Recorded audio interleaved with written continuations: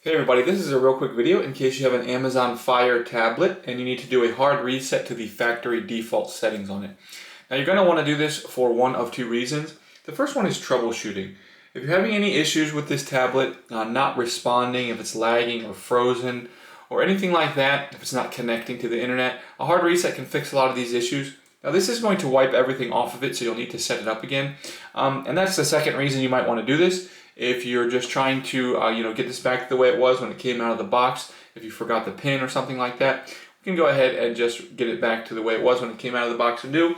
It's really easily to do. All we need to do is we can go ahead and press and hold the power button for about 40 seconds until the screen will turn off and then the logo will come back on.